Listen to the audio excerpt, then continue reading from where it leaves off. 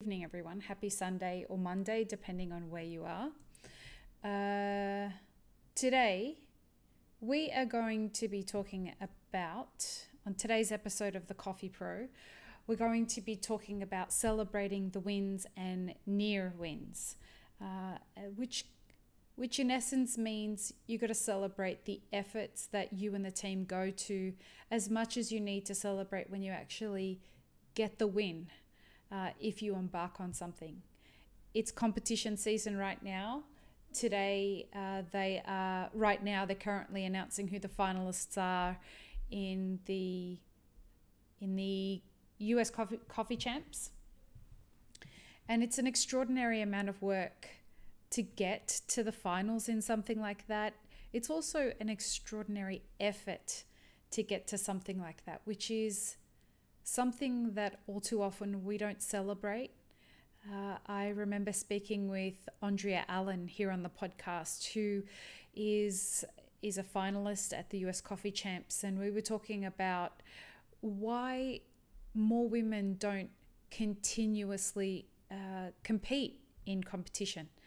And I think that they're disheartened. A lot of the time, what happens is that they don't make it to the end, and they're not spending any time celebrating the efforts that it took for them to get there in the first place, and they don't have enough people around them that are celebrating that. We don't set a standard or a culture for something like that around the enormity of what it takes to get to these heights. Perhaps there's a few people around you that are doing that, but we should be doing this more on all scales. Now, celebrating the wins, it's important as professionals, and it's important as business owners. Hopefully by the end of today, I'm going to be celebrating a very huge win that I've been working on for a number of months now. I have a meeting in a couple of hours, and it is important for me, I have learned in my entrepreneurial journey, to celebrate the outcomes of everything, whether it's a win or almost a win. And the reason is because when you do something that's hard or challenging as a person or as a team, what ends up happening is you learn stuff. You know what you're made of. You've challenged your sense of grit. You understand and learn about the people around you and what they're made of as well. These are really important things. You grow as an individual when you have the good fortune of having something to know whether you're going to celebrate the win or celebrate the near win. So to me, if you're doing something that's hard, no matter whether you get the final result or not, you should make some time, even in a small way, to celebrate that. And these don't have to be grandiose things. These can be things that are as small as getting through a really hard coffee rush. All of the really high volume cafes that I've worked in, we made it a point when we would get to the end of, let's say, a Sunday morning. And we've just made something like 500 coffees in the space of a few hours. And it's really important to celebrate as a team, just even by high-fiving each other and saying good job to each other. These are ways that you cultivate respect for each other. You cultivate a sense of belonging with each other. You have a real camaraderie as a team. And for those of you who are managers and owners of cafes, this is a really great opportunity for you to celebrate your team. Yes, I know that they're getting paid to do this. I know that this is their job. But by you going around and high-fiving everyone, whatever version of high-fiving you want to do, whether it's shaking somebody's hands, whether it's a fist bump, whether it's an actual high five, whether it's saying to just going and verbally recognizing that everyone has done a really great job, it really brings a team together. Appreciation is something that you'll hear loads of entrepreneurs and loads of empowerment speakers talk about being a really great motivator. And when you celebrate wins or celebrate the near wins and appreciate the journey of what's going on, it is an injection of appreciation for what everyone has shown up with. And I know for myself, it feels really great when my team appreciate me.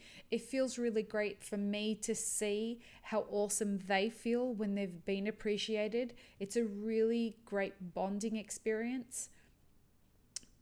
And it should be something that you think about how you can do it in different ways, because the ways that people respond to that level of appreciation, to that level of recognition, even if you have staff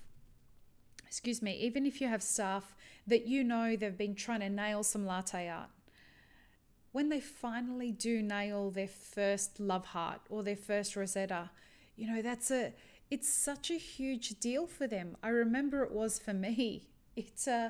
And the joy that I experienced with that, and celebrating it on your own is one thing, but having someone there that has seen what you've done and the journey that you went on to get there and marking that moment with you is just fantastic.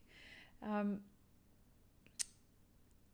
I just want to add that I mentioned before, if you're fortunate enough to have done shit that's worthy of celebrating, I often tell people, whether they're people that I mentor or people who just ask me for advice online about how you get things started, how they find more purpose in life, I want to encourage everybody to do hard shit. We've done a podcast episode on this before. Doing hard shit is so important to keep you alive, to keep your life filled with any sense of purpose, to keep you invigorated and motivated in doing what you're going to do. And doing hard shit is what leads you to having a purpose to celebrate. Take the opportunity whenever you can to create moments and create journeys, whether they be long-term journeys that span over years, or whether they be journeys that span over moments or months. Stepping through fear, stepping into the vulnerability that you have, and sitting comfortably in the discomfort that you're going to encounter by going on any kind of a hard journey is absolutely worth it. If the only thing that you often have to keep yourself fixated on is the win that comes at the end, it's worth it. But the journey itself, as cliche as it sounds, the journey itself is absolutely the thing that's going to get you there. And you'll learn more about you, as I said at the beginning. You'll learn more about you and the people around you when you do embark on these difficult things. And if there's anything that I've found, it's that it will signal to the same kinds of people as you to come and find you. People who do hard shit only want to be around other people who do hard shit, because it's an emotion and an experience that people who have sat in the discomfort and the ugliness of the discomfort of doing hard shit recognize in each other, and they want to help you celebrate.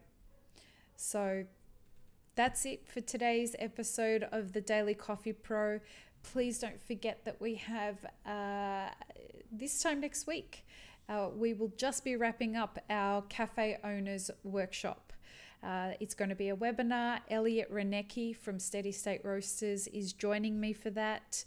It is fantastic. The content in this, you are going to be walking away with the thing that I think is the most valuable thing, the thing that you can have whenever you're doing anything that's hard, and it's knowing what the right questions are to be asking yourself to absolutely smash it.